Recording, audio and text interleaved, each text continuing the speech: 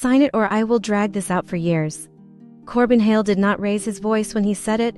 He did not need to. The threat sat heavy between us, colder than the marble beneath his hands.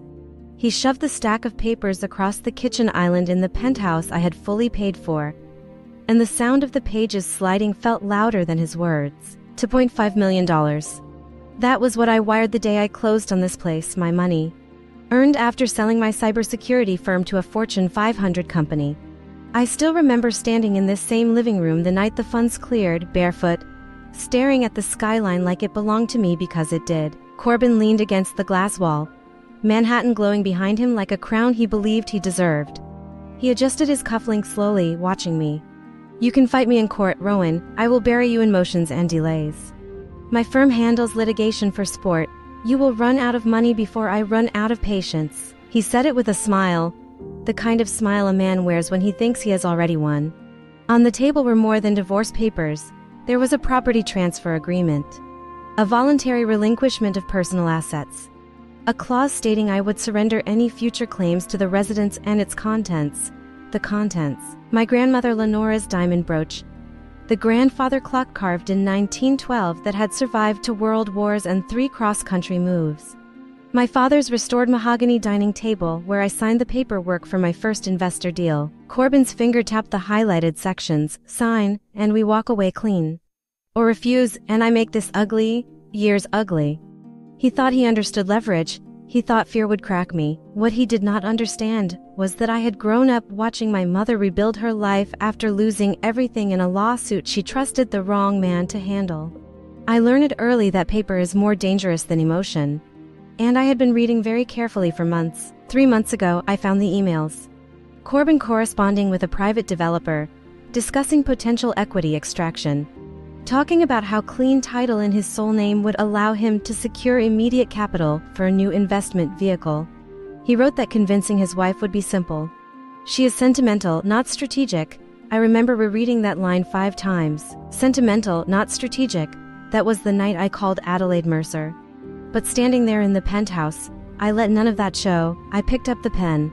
Corbin's smirk widened as if he were watching a predictable ending unfold. "Smart choice," he said quietly. "You will thank me when this is over." I signed every page with steady hands, initialed each margin, even the highlighted clauses. I did not rush, I did not hesitate. When I finished, I slid the papers back toward him.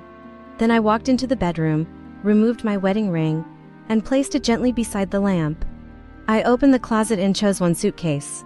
Not because I needed to, because it looked convincing. When I returned, Corbin was already flipping through the pages, satisfied. He did not notice the addendum attached at the back.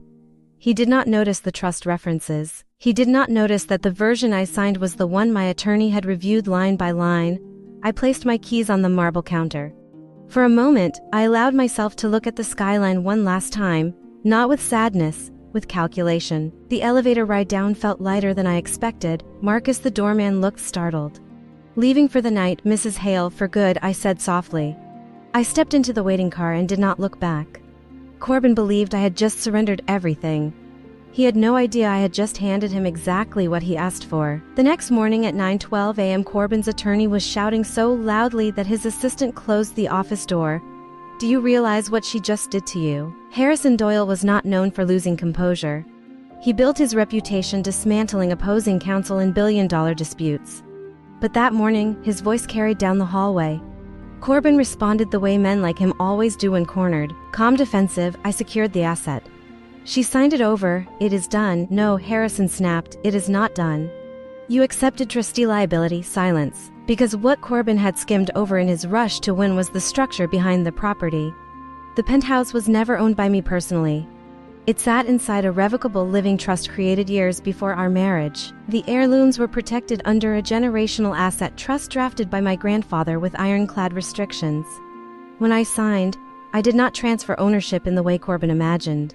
I executed a shift in managerial responsibility contingent on compliance clauses he never bothered to analyze. At midnight, Adelaide filed the necessary documents.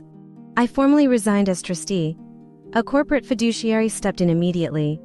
And per the trust's protective trigger, any attempt by a new acting manager to leverage or encumber the property without unanimous beneficiary consent would activate debt acceleration provisions tied to associated personal guarantees.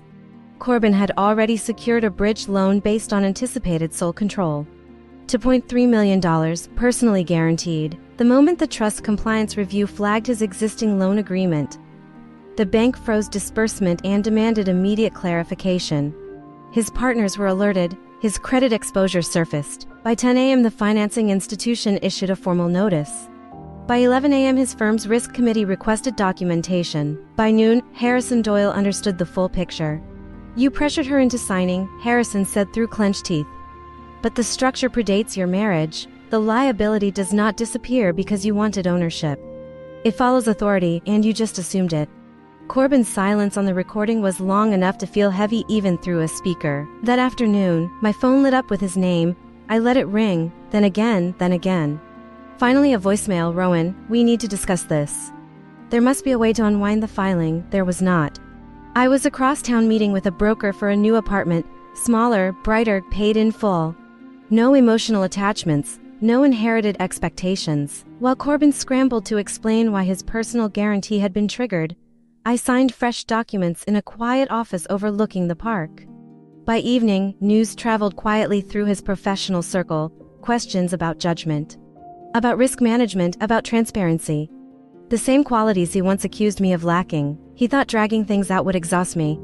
Instead, his own impatience collapsed the structure he tried to exploit. When he called from a private number, his voice had changed. "Rowan, please, I did not realize." That was the only honest sentence he had spoken in months. I did not answer, because sometimes revenge is not loud, it is not dramatic. It does not require screaming or public humiliation. Sometimes it is a signature placed calmly on a page, a door closed gently behind you, and the realization, one morning too late, that the woman you tried to corner had already mapped the exit months before you drew the trap. This story is inspired by real cases involving high-asset divorces and trust loss strategies. Certain names, locations, and identifying details have been changed, but the legal dynamics and emotional realities reflect experiences faced by real individuals.